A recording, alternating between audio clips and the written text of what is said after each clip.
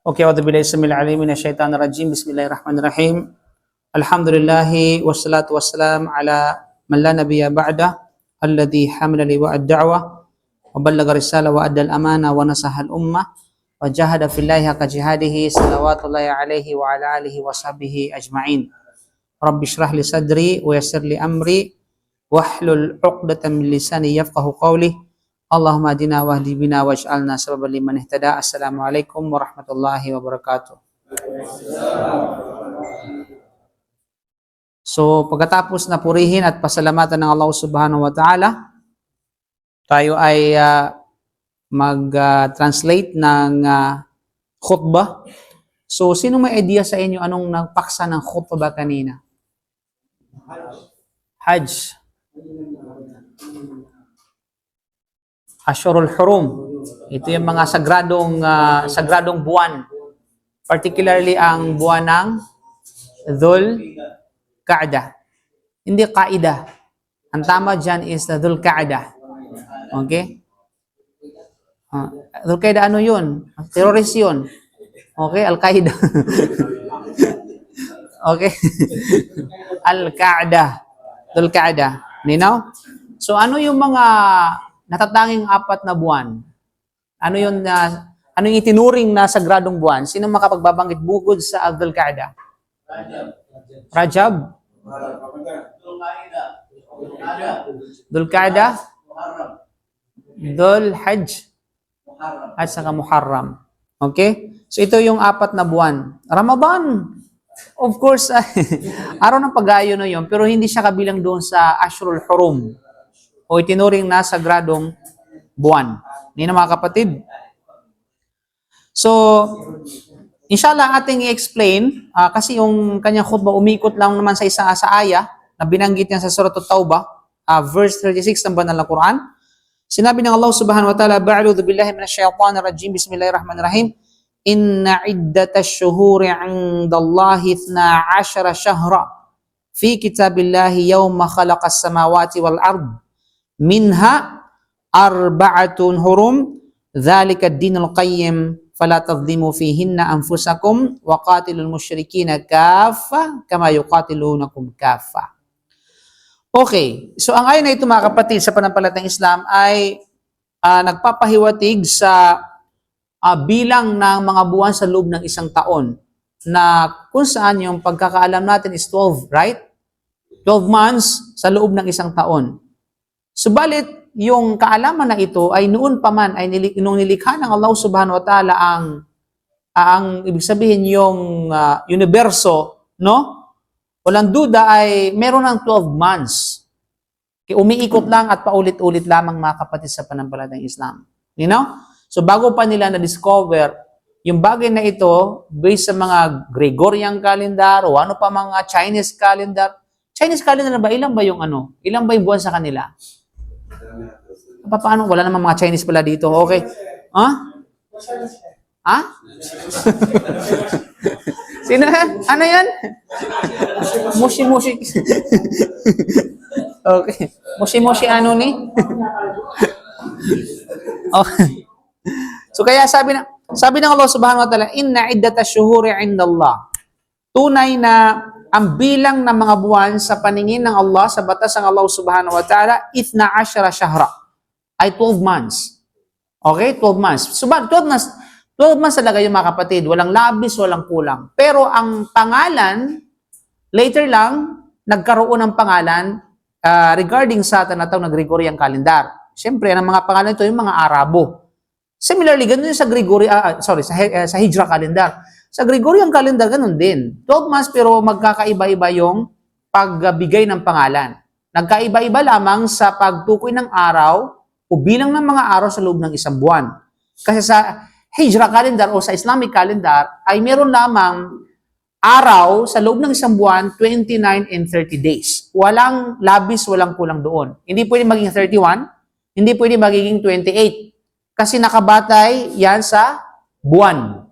Okay? Ang Hijra calendar, ang pinagbabatayan sa bilang ng mga araw at gabi ay ang buwan. Samantala, ang Gregorian calendar, fixed na yung sa Gregorian calendar. Kaya, maguno man ang mundo, mamatay lahat ng tao, okay, kasama ka, at kasama tayo, mga kapatid, fix na sa kanila. Diba? Kapag halimbawa, ang buwan ng April ay 31, hanggang ano yan, alatul yan, kumbaga. Hindi mo pwedeng baguhin yan. Okay? So, they are based on their estimation, kumbaga, ever since. So, ganun mga kapatid, kaya ganito ang buwan, ang February ay, ilan ba? Ilang days ang February? Mayroon siya, no? Buwang, kaya sabi nga nila, pag mga ipinanganak sa February, mga buwang-buwang. Okay, mga kulang-kulang. Aray naman, kasi February naman ako. Hindi naman ako ganun. Minsan. Pag tinupak. Ha? Ano yung? Ano yun? Ay, bansa. Parang sa bansang Asian? Parang nasa Asian. Parang napanood ko yun sa Republic. Parang Republic, ginanong sila yun. Anyway, so yun mga kapatid, but of course, sa Sharia tayo, sa Islamic concept, kumbaga. So ever since, 12 na yung bilang ng months. You know? Sabi ng Allah, Itna Ashara, Shahram fi kitabillahi, o fi kitabillahi, ibig sabihin sa batas ng Allah, sa aklat kapahayagan ng Allah subhanahu wa ta'ala, sa lawhim mahfuz. Okay, sa preserved tablet mga kapatid, 12 months na talaga yan. Yawma khalakas samawati wal ard. Ibig sabihin, ever since ever since the world began. Okay? So yun. Buhat yung pagkakalikha ng kalangitan sa kalupaan, yun na talaga yung bilang ng, sabihin natin ng mga buwan. Minha, arba'atun hurum. At mula doon sa 12 months, in-extract yung 4 na specific na buwan na kung saan tinawag na hurum. Okay? Ashhurul hurum. Ibig sabihin, the sacred months. Okay? Dhalika dinul qayyim. At ito ang relihiyon ng din na ito ay qayyim. So, qayyim, yan, which is na-tackle namin sa tafsir, ibig sabihin matuwid. Matuwid na din. Matuwid na daan. Okay? Matuwid na pananampalataya. Matuwid na relihiyon.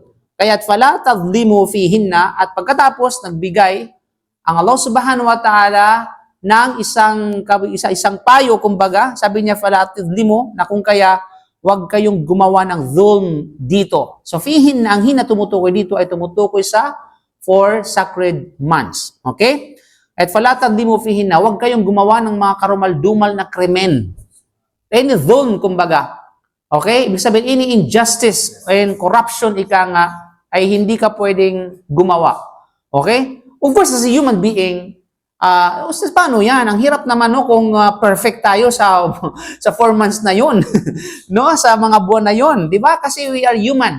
Diba? Minsan natatrap tayo sa mga, kumbaga, sa ating mga lust and, pagnanasa, o anumang katulad dito mga kapatid, lalong-lalo na nowadays. Diba? Na kung saan ay laganap ang corruption, minsan tayo ay influenced by the corrupt, iyadan billah. And of course, dahil sa sistema, dahil sa tayo ay nakatutok sa social media, di ba? Kahit nasa bahay ka, ay anong pa rin yung fitna, sumusunod sa iyo, nasa bulsa mo, di ba? Isang open lamang ay fitna na, iyadan billah. So, paano ito? Paano yung samantalang sabi ng fala tadlimu fihinna? Huwag kayong gumawa ng any dhulm, okay? Any injustice or any wrongdoing. Kasi ano ibig sabihin ng dhulm? Injustice, wrongdoing, o sabihin natin ay corruption, anumang katulad nito. Sa mga buwan na ito, okay? Wala fala tadlimu fihinna anfusakum. Sabi, huwag kayong mag-commit sa inyong mga sarili ng paglabag, pagsuway sa Allah subhanahu wa ta'ala. Now, of course, ito lang sabi natin, kanibalikan natin ang nature ng tao. Nagkakamali. What if kapag nagkamali ka sa mga buwan na ito, sa mga specific na mga buwan na ito o araw na mga ito, mga kapatid sa pananampalataya sa Because nowadays, of course, we are in the, kumbaga, in the months of sacred months. Kasi tayo ngayon is, tapos na bang Shawwal? Tapos na. Di ka papasok lang ng Dhul Qa'dah. Di ba? So walang duda mga kapatid. So nandun na tayo sa bukana o sa pintuan mismo, sa threshold ng sabihin natin ng sagradong buwan. Na kung kaya, which is nakakatakot ito, fala tadlimu fihinna anfusakum, huwag kayong gumawa ng ganito, ng paglabag at pagsuway. Ustad, paano yan? Di ba? Andun ako sa customer ko, puro mga nakabukangkang. O anumang katulad nito. Sabihin natin, hindi ko maiwasan yan. Ustaz, paano ba yan? Kailangan ko ba mag-blindfold? Para hindi makakita ng mga bagay na karumal-dumal? Di ba? kailangan takpan samantalang nasa gitna ako ng ganitong klase ng ano. Of course, mga kapatid sa panampalatayang Islam, although ito ay advice ng Allah subhanahu wa ta'ala, and yet, ang Allah subhanahu wa ta'ala Sharia ay nagbigay sa atin ng, kumbaga, ng pag-asa. You know? Na pag nakakumit kayo ng sabihin natin ng mga bagay na katulad ganito, always return to Allah. Always come back to Allah subhanahu wa ta'ala. You know? Subalit, ini-emphasize ito na yung paggawa ng krimen, yung paggawa ng mga karumaldumal na gawain, paglabag, corruption, or injustice sa mga buwan na ito, ay hindi kagaya ng impact, no, sa paggawa sa mga labas na mga hindi sagradong buwan. Ibig sabihin, Shawwal, although nakagawa ka ng mga bagay na di ka nais-nais, ay tapos yung paggawa noon sa mga sagradong buwan, mas mabigat, mas matindi at mas masidhi, mga kapatid sa panampalatayang Islam. Diba? Ang Allah subhanahu wa ta'ala, siyang nagnais na pumili ng mga specific na mga panahon, specific na mga araw o mga buwan upang ituring niya ito na sagrado. Wala tayong, no question for that. Wala tayong, hindi natin pwede i-question, bakit ganun ang Allah subhanahu wa ta'ala? Bakit ba kailangan pa niyang pumili? Di ba? Mga ganyan. Oh, of course, you have no authority to ask Allah subhanahu wa ta'ala, by the way. Di ba? Because you will be asked on the day of judgment. Ikaw ay tatanungin niya sa araw ng paghukom kung paano ka sumunod. Di ba? Kung paano ka nag-submit sa kanyang kautusan, paano ka nagpasailalim, no, sa kanyang mga batas, ikaw ang tatanungin niya sa araw ng paghukom. Di ba? Hindi mo pwedeng tanungin ng Allah sa araw ng paghukom, ya Allah, ikaw kasi. Bakit kasi nag-ano ng ganyan? Kaya mo bang tanungin niya? Halimbawa sa presidente kayo, halimbawa sa isang king. Di ba? Sa harapan ng king, sabihin mo yan, ay pugot ang ulo mo. Okay? Yari ka. Sabihin kung ano yung order niya, kung ano yung batas, because he is a lawmaker.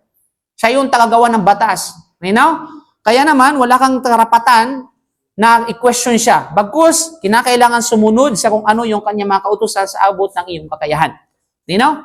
Kaya mga kapatid, ang Allah subhanahu wa ta'ala ang nagpili ng mga specific na mga buwan o panahon para ituring niya sagrado.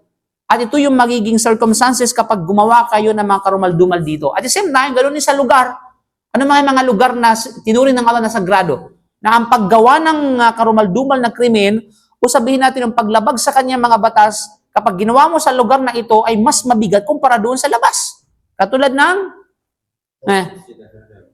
ng haram. Diba? Which is sinuring na sagrado yung tinatawag na mas yung haram mismo. Yung Makkah al-Mukarramah. Diba?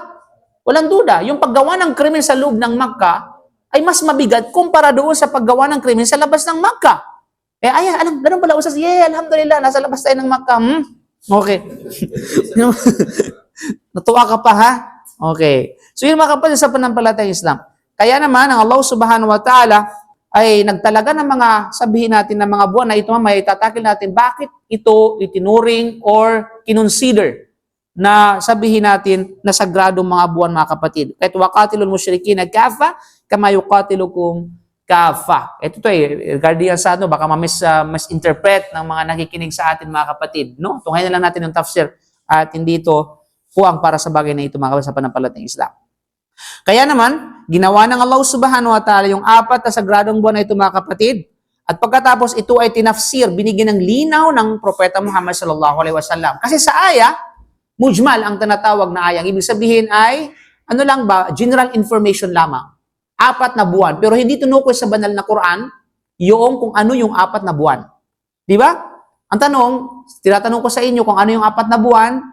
Sabi ng Dhul-Qa'dah, ito yung Dhul-Hijjah, ito yung Muharram, at pagkatapos ito yung Jarajab. Ang tanong, anong proof nyo? Anong proof nyo? Anong proof nyo, anong batayan ninyo na ito yung mga sagradong buwan? Ustaz, ano lang? Chismis lang. Narinig ko lang sa tinatawag na chismis. Palibhasa, mahilig ka sa chismis. Okay? So ano? Sabi ni Yusuf. sabi ng katabi ko. Mashallah. Okay, yan ay matatagpuan sa sunna ng Propeta Muhammad sallallahu alaihi wasallam. Ibig sabihin, mga kapatid, hindi pwede magkahiwalay ang Quran at saka sunna, by the way. You know? Kasi may mga knowledge sa loob ng Quran na hindi binigyan ng details. Hindi binigyan ng detalyado. Halimbawa pa sa banal na Quran, yung pagdarasal, di ba, aqimis sala, magdasal kayo. Pero hindi tinukoy kung ano yung mga klase ng pagdarasal. Meron tayong Maghrib, meron tayong Isha, meron tayong Dhuhr, meron tayong Asar, di ba? Meron tayong Fajr. Hindi tinukoy yung 5 na ito, mga kapatid, sa pananampalataya, sa banal na Quran. Saan tinukoy ito? Sa sunna ng Propeta Muhammad sallallahu alaihi wasallam. Kaya yung mga Qurani yun, ito yung mga group ng mga ligaw na mga sekta na nagkiklaim that they are in the truth way. Ang tawag sa kanila ay Qurani yun. Okay? Dahil bakit? Ang kanila lamang kinikilingan ay ang Quran kuno. Okay? At hindi sila kumikiling sa sunna ng Propeta Muhammad sallallahu alaihi wasallam. If they are ika nga truthful ones, kung sila ay mga totoo, na sila ay kumikiling sa Quran, subhanallah, mapapansin mo at maano mo na sila ay mga ligaw. Kasi bakit? Napapalo sa banal na Quran, yung pagtangkilik sa sunna ng Propeta Muhammad sallallahu alaihi wasallam. So bakit nila tinatanggihan yung tinatawag na sunna? Tapos sasabihin nilang sa Quran lang. Kasi ito ay sapat na ito. At ito na yung wag na tayo sa sunna. Subhanallah. Paano sila nagdasal? Isamantalang yung pagdarasal sa tinatawag na sa Quran, hindi in details, hindi binanggit kung paano yung formation, paano yung raka'ah, paano yung sujud, paano yung ruko. Hindi. Saan matatagpuan yan? Sa sunna ng Propeta Muhammad sallallahu alaihi wasallam. O sa banal ng Quran, may wudu.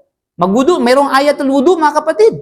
Subalit, yung mga specific in details, wala yun sa banal na Quran. Nasa tinatawag na sabihin natin, sunna ng Propeta Muhammad sallallahu alaihi wasallam. So may mga worship, may mga acts of worship, ginagawa tayong pagsamba na hindi matatagpuan sa banal na Quran. Matatagpuan lamang yung general information. You know? Some of them in general information. Subalit yung pinakadetalyado ay nasa hadith ng Propeta Muhammad sallallahu alaihi wasallam. Kaya hindi pwedeng magkahiwalay. Kaya nga, yung shahada, hindi mo pwedeng sabihin na ang haligi ng Islam, walang iba kundi shahadatain ay shahada lang. Hindi mo pwedeng sabihin yan.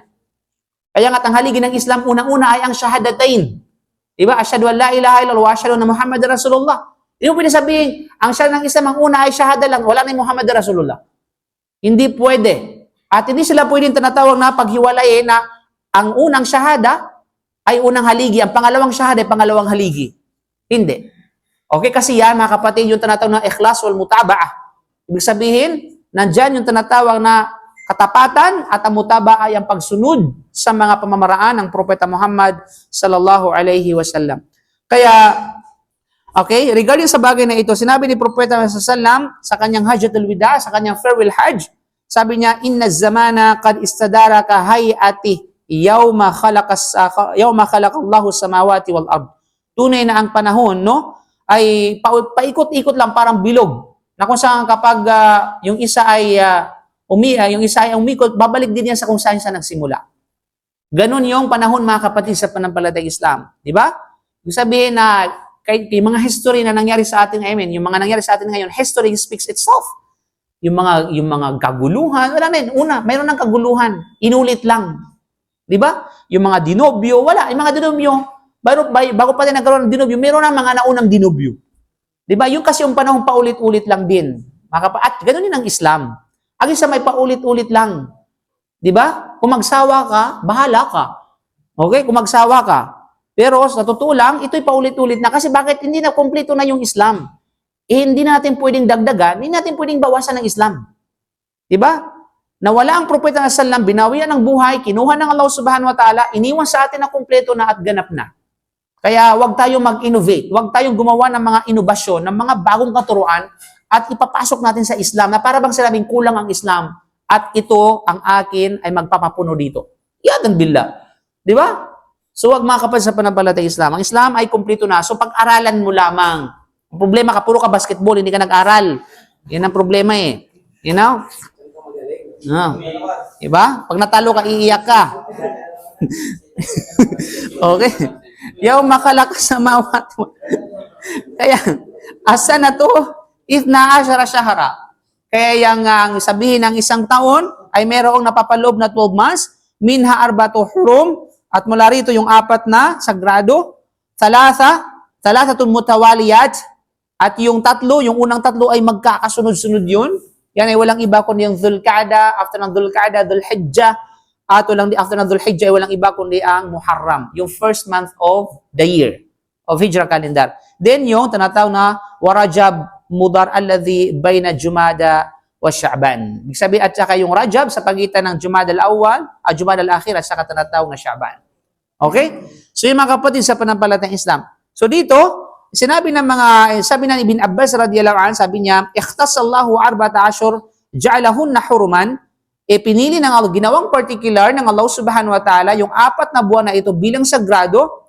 Okay? At ginawa niyang sagrado, wa'adzama hurumatihinna. At talagang dinakilan niya yung pagiging sagrado nito, mga kapatid. No? Dinakilan ng Allah subhanahu wa ta'ala yung sinagrado ng Allah subhanahu wa ta'ala, yung sagrado na ito, sinagrado pa talaga niya. Maninaw? Wa ja'ala adh-dhanb fihinna a'zam. Kaya naman yung ginawa din dakila, no, ng Allah subhanahu wa ta'ala, mabigat, no, ng Allah subhanahu wa ta'ala yung mga kasalanan na ginagawa sa sagradong buwan na ito. Wa ja'ala al-'amalu salih wal ajr 'adha. On the contrary, ginawa ring ang gantimpala ng kabutihan sa mga gawain ng sagradong buwan na ito ay dakila rin. Mabigat din. Di rin basta-basta, mga kapatid. Para matimbang ba? Di ba pwede na sabihin natin na mabigat yung pagdating sa kasalanan at magaan pagdating sa kabutihan? Hindi. Puro mabigat yan. Mamili ka na lamang kung saang mabigat gusto mo. You know? Anong gusto mo? Mabigat sa bulsa. Okay, naintindihan ko na. Okay? So yun, mga kapatid, sa panampalatayang Islam. Kaya sabi ni Ka'ab, ikhtarallahu az-zamana wa ahabbahu ila Allah al-ashrul haram. Sabihin, pinili ng Allah subhanahu wa ta'ala ang panahon, siyang naglikha nito at pinili niyang panahon, at mas kaibig-ibig sa kanya, no, ang panahon ng mga sagradong buwan. You know?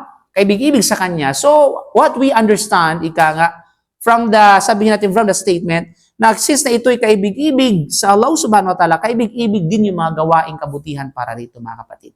Diba? Kaya nga, the more na tayo ay, pag gumagawa tayo ng kabutihan, ay gawin natin ito sa mga piniling mga panahon ng Allah subhanahu wa ta'ala. You know? Halimbawa, kagaya nito, pag gumawa ka ng sabihin natin, magpakain ka, okay, magpakain ka sa mga panahon na ito. Pag nagpainom ka ng gatsa, okay. Okay. Pero lang sa mga lang yan, sa mga winner lang, ha? Okay. Kaya sinabi ng mga mufassirun, mga kapatid, innal amal as-salih a'zam ajran fil ashril haram. Tunay ng mabuting gawain ay mas dakila at mas matindi pagdating sa katanatawag na gantimpala sa mga sagradong buwan. Wa dhulmu fihi na'azam min adh-dhulm fiha siwahunna. Ganun din, on the contrary, yung sabi natin yung tanadhulm, yung injustice, yung paglabag ay mas matindi rin sa sa timbangan, no?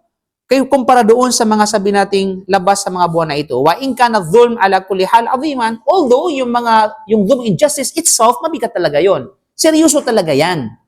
Kasi sa Islam, hindi wala talagang puwang yung sabi natin yung mga injustice, na sabihin natin ano pwede. Any injustice, a form of injustice, mga kapatid, ay pinagbawal ng Sharia. Kaya sinabi sa Rasulullah, fattaqu dhulm fa inna dhulma min dhulumati yawmil qiyamah. Sabi ni Prophet sallallahu, katakutan ninyo ang injustice. Dahil ang injustice, ang dulot nito sa isang taong gumawa na sa araw ng paghukom ay kadiliman para sa kanya. Iyadan billah. It's a form of injustice between you in your family, injustice between you in your neighborhood, injustice between you in your, kuyuman, injustice between you in your, sa trabaho man o sino man. Okay, kapwa mo, maging sa mga tinatawag na mga animals, even the other being, no? Maging sa sarili mo, mga kapal sa panampalataya, at higit lang yung injustice between you and Allah subhanahu wa ta'ala. Ano bang injustice between you and Allah? Yung shirk. Walang duda. Okay? Ang injustice na nagagawa ng isang tao sa pagitan niya at ng kanyang Panginoon, yung pagtatambal ng pagsamba. Pagtatambal. Either it's a form of minor shirk or major shirk. Daddy shirk or baby shirk. Okay? Sabihin ay malaking shirk o saka tinatawag na maliit na shirk. Ngayon, mga kapatid, ang maliit na shirk, ito yung tinatawag na sariya, pakitang tao. Okay? Pag gumawa ka na mabuti, solely for Allah. Hindi para dahil sa promotion o dahil sa tinatawag na gotcha. Okay?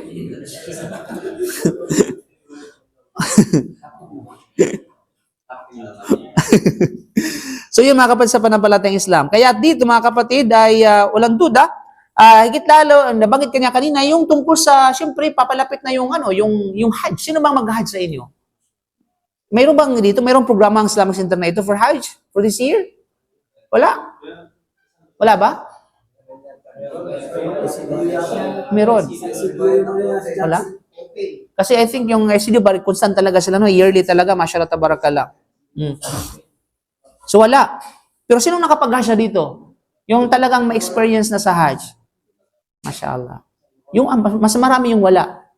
No? So hopefully mga kapatid, dalangin natin sa Allah yung mga walang hindi pa nabigyan ng pagkakataon na makapag-Hajj, na sana'y mag-Hajj. But of course, sa totoo lang mga kapatid, if you're willing to, to perform Hajj, subhanallah, kapag dalisay ang puso mo sa hangarin na ito, ibibigay at pagkakalob ng Allah yan. No? Magkaroon ka lamang ng pagtitika sa puso mo. Ibig sabihin, magkaroon ka lamang ng determinasyon. No? Na, ya Allah, ipagkalob mo sa akin yung kakayahan sa pagsagawa na. Kasi yung kakayahan na ito, hindi man manggagaling sa'yo, manggagaling sa ibang tao. No? Halimbawa, karamihan dito by sponsor, mga kapatid. Kami din, nag-Hajj kami by sponsor kasi alam natin pare-pares sa impulubi. Magkano ba yung Hajj ngayon, sa panahon ngayon? Ang pinakamura is 10,000 riyal. 10. Sa dulo pa yun ng yung tent mo sa dulo ng sabihin natin ng Yes, local po yan. Diba 10,000 ang pinakamura? Doon pa yan sa pinakadulo. Yan ay based, hindi yun sa mga hindi yun sa mga which is registered. We're talking about the registered Hajj. Yung mga medyo 5,000, 3,000 na mag-isip-isip ka na. Kasi kolorom yun. Okay? I advise you, my brother. Please, wag nyo nang dagdagan yung sakit ng ulo namin. Kasi bakit? Kapag kayo ay nahuli magsagawa ng Hajj without tasri, walang permit, kami ang mamumroblema. Okay? At of course, kayo muna ang mamumroblema, siyempre. Kasi pag nahuli kayo, siyempre, kukunin yung ikama ninyo, magbabasma kayo. Alam mo kung anong epekto nito pag nagbasma kayo? Pagkatapos magbasma, okay, papalabasin naman kayo. Pero merong epekto yan sa system ninyo. Yun yung suspicion of services. You know? Pag meron ka ng suspicion of services, lahat apektado yung online system mo. Hindi ka na makapag-withdraw, ma-freeze yung account mo. Di ba? Hindi ka na makapag-renew. Wala. You know, hindi ka na makapag-transfer, hindi ka na makapag-exit. Sa madaling salita, matingga ka dito hanggang sa mawala yun. Tapos, sinong problema? Kami na naman. Pupunta naman kayo sa office. Okay? Tapos, pagpupukpukin ko talaga yung mga ulo ninyo. Hindi kami nagkulang ng paalala. No? Malinaw? Bukod dyan, mga kapatid, bukod sa suspicion of services, travel ban. Travel ban. Pag sabing travel ban, hindi ka pwedeng lumabas hanggat hindi ma-lift yung travel ban sa'yo. So, paano ma-lift yun? Kailangan i-hearing sa korte. Okay? Ang korte ang mag-desisyon yan para ma-lift yung travel ban. You know? So, paano karumal-dumal na proseso yung pag-ayos sa korte. Kasi mismo na-experience namin yan. Halos sinukuha namin yung mga victim ng Hajj. Halos sisihin namin kayo kasi. Nagpadala kayo sa mga 5,000. Ang tanong ngayon, mas matindi pa yung Parang, subhanallah. Kung pwede lang sisihin sila ba? Ikadar ng Allah subhanahu wa ta'ala. Then at the same time, hindi lamang, hindi pa nagtatapos dyan. 10,000 yung bayad. Violation. 10,000 mga kapatid. Hindi. Although tapos ka na, mayroon ka ng travel ban. Na-lift na yung travel ban mo. Ito na. Tapos, na-lift na yung suspension. Nanalo ka sa korte, sa blah blah blah. Tapos, what about 10,000? Hindi ka pa rin papahintulutan ng immigration kasi meron kang violation na kailangang bayaran. Biro mo? Gaano yan? Kaya magdalawang isip kayo. Iniiwasan ninyo na makagastos ng malaki dahil sa tipid. Tapos you take the risk, ika nga. Diba? Pag nahuli kayo, subhanallah, yadan billah, sakit sa ulo. Okay, halos mangyak-yak yung mga victim, halos mangulit-ngulit sa amin every single day. Sabi ko, marami pa kaming kaso na unang inaatupag. Ngayon lang kayo ngayon lang kayo pumunta rito. Diba? Kung kailan pa uwi na kayo, saka pa mag-complain. Kung kailangan na i-renew ikaw man, saka pa mag-complain. Diba? So, this is our advocacy. Diba? Kung meron kayong problema ngayon, regarding sa labor man o ito, anumang katulad nito, huwag nyo nang palalain. Okay? If you need assistance, go to the office para sa ganung pag-uusapan. Hindi huwag nyo patulugin na hanggang sa 2 taon pa saka kayo mag-complain. wala na yung papauwi na kayo sa Pilipinas. Tapos magmamadali pa talaga kayo. Kailangan bilisan ninyo. Ay, kakaloko, nakaka-insulto kayo Okay? Nung ano kayo You know? Ha? Ano? Sino? Nandito? So, yun yung mga kapatid sa panampalatayang Islam. Ha? Next week. Bubong. Wala ako. Absent. Okay. Kasi ang problema ng mga Pilipino, di ba? Kapag lumala na yung problema, saka pa ngayon, gagawa ng paraan o solusyon. Sa advice yung mga kapatid na, habang fresh pa, kahit pa sa mga, halimbawa sa labor, meron kayong mga, halimbawa may mga financial rights na hinahabol ninyo. Halimbawa, wala kayong sahod, hindi kayo sinahuran sa loob ng 1 buwan, 2 buwan. Tapos, pinatulog ninyo sa loob ng 1 taon, saka pa kayo nag-complain. Hindi talaga kayo papakinggan ng korte. Kasi simpleng tanong ng korte, bakit? Okay, tatanungin kayo, kailan, anong year ang hindi ka pinasahuran? Ganito. Lumagpas ang 1 taon. Bakit ngayon ka lang nag-complain? Kasi sa batas, kailangan sa loob ng 1 buwan, 1 taon, saka ka mag-complain. Pero lumagpas sa yun, wala ka ng karapatan mag-complain. Ibig sabihin, tinanggap mo na yung nangyari sa'yo. Di ba? Wala ka, sadyang talagang busy ka lang sa basketball, wala kang pumunta doon sa hindi ka pupunta doon sa office. Puro kayo sinasabi mo yung mga Arabo, bukra, inshallah, ikaw din naman. Di ba? Bahala lang. Di ba? So yun, may advice talaga, no? So habang fresh pa yung mga problema ninyo, tapos kailangan nyo ng assistance, pumunta lang kayo ng office. Kasi i-assist naman po kayo niya, mga kapatid sa panampalatayang Islam. Okay. Sige. Pag-usapan natin yan, Pagdating sa office, walang kaibigan, walang barka-barkada, walang kapakapatid. No? Okay. Kaya pasapit, bakit ang sungit mo doon sa opisina? Office to Wala tayo sa labas. Okay? Sa labas, friends tayo. Di ba? Pag nasa loob, trabaho lang, walang personalan. Si mga kapatid. Kaya pag meron kayong inabot doon sa loob ng office ng mga regalo, huwag doon. Pag-uusapan natin sa labas yan. Joke lang. Pali tayo. Okay, joke lang. Okay, mga kapatid. Kaya sinabi ni Ibn Umar radiyallahu anhu, sabi na Ashrul Hajju, ibig sabihin yung tinatawag na buwan ng Hajj. Ito yung mga buwan ng Hajj. Kasi meron tayong 2 miqat. Pag pinag-usapan natin ng miqats, 2 klase ng miqats. Miqats az-zamani o miqats al-makani. Ibig sabihin ng miqats zamani, ito yung station na may kaugnayan sa panahon at station na may kaugnayan sa tinatawag na lugar. Na pagdating sa lugar, pagdating sa lugar, ito yung halimbawa, andyan yung Dhul Hulaifa, nandyan yung sabihin natin, yung ano pa yung mga Yalamlam, ito yung mga station, yung mga miqat na tinatawag. Okay, yun yung Abdur Ali, nandiyan, pag galing ka ng Manila, mayroong mikat. Pag galing ka ng halimbawa Tabuk, nandiyan sa Rabig, mayroong mikat. Yung mga mikat ng mga taga-Jeddah, dito na dapat. Okay, pag nagsagawa sila ng sabihin natin ng Umrah o ng Hajj. Yung mga taga Makkah naman, ganoon din kung saan sila lugar na pabilang doon. Diba? Sa Taif, meron din. Yun yung tinatawag na Silal Kabir. Diba? Merong mga designated na mga station pagdating sa lugar. Similarly, gayon din sa panahon. Ibig sabihin, merong station na may kaugnayan sa panahon. So, ibig sabihin, kapag dumating yung panahon na ito, pwede ka nang mag-ihram para sa Hajj.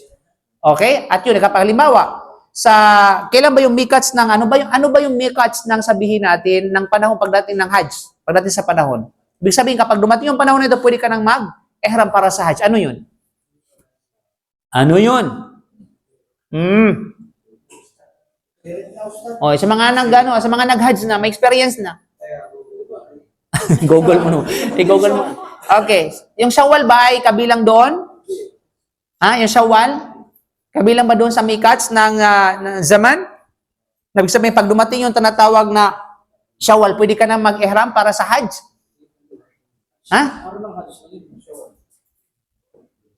Sinong sabing oo? Sino? Taas ang kamay. Oo. Sabi mo. Sabihin hindi. Mga balingbing to mga to. Walang taas ang kamay talaga. Okay. Ang una mga kapatid ay Shawwal. Pag dumating na yun, Shawwal, after ng Hajj, after ng Ramadan, Shawwal. So, pwede na yun. Pag dumating yung tinatawag na Shawwal, pwede ka nang magsagawa ng ihram para sa Hajj. Kung gusto mong mag-Hajj. Yes, halimbawa, meron kang gusto mong mag-Hajj, pero siyempre, tamato, yun. Kasi alam nga namang magkiran ka or ifrad ka. Ibig sabihin, habang buong buwan mong dalahin mo yung ihram mo. Pag tamato, ibig sabihin, pagtapos mo yung umrah for Hajj, di ba, tatanggalin mo yung ano mo. Which is, yung intention mo na yung umrah for Hajj. Manina? Kalas? Okay. So, yung mga kapatid, no? So, Shawwal. Shawwal, tapos Dhul Qa'dah, then, first 10 days ng Dhul Hijjah. Yun yung mga 2 months or 2 months in 10 days. Okay? Kasi pagtapos ng Arafah, wala na yun. Kasi ang Arafah is highlights nun, yung Hajj ang highlights ng Hajj, which is Arafah. Before Arafah, pwede ka pa magsagawa ng tinatawag na. So, ibig sabihin dito, yun yung mga makan o mikat zamani. Station may kaunayan sa panahon. You know? Kaya may mga tulad ngayon, may mga dumadating na mga nag-Hajj. Di ba? In-entertain na yung kasi nga, panahon na ng Hajj. Pero mag-umrah muna sila. After na mag-umrah, tatanggalin nila yung kanyang sabi natin yung mga kasuotan. Di pagdating ng sabihin natin, ika-7th day ng Dhul Hijjah, saka pa silang proceed doon sa tinatawag na Mina. Then after that, direct to Arafah. Yun po yun. Okay? So, ang mahalaga, mayroong pwede ka na magsabi natin gumawa ng ihram, no, sa mga panahon na ito, mga kapatid. Okay, simula pa nang sabihin natin even the Prophet sallam. Ang Prophet sallam siya ay nag-ihram, no, sa Dhul Qa'dah. Sa tinatawag na Dhul Qa'dah, mga kapatid. Minasuna ay la yahrimul bil haji illa fi ashrul hajj. Kaya sabi niya muna sa sunnah, ang isang nagsasagawa ng Hajj o magsasagawa ng Hajj ay hindi siya gagawa ng ihram maliban lamang sa tinatawag na ashrul hajj. Sa mga ashur, ibig sabihin sa mga panahon o buwan ng Hajj. Okay? Ibig sabihin ng buwan ng Hajj, kasakop yan yung Shawwal, sakop dyan yung tinatawag na Dhul Qa'dah, at saka yung first 10 days ng Dhul Hijjah. Okay? So yung mga kapatid, so hopefully ay mayroon tayong natutunan kahit paano, biid nila. So Allah, wala katanungan? Subukan nyo lang. Okay? Allahu a'lam bishawab. Subhanaka bihamdik asyhadu an la ilaha illa anta astaghfiruka wa atubu ilaik. Assalamualaikum warahmatullahi wabarakatuh.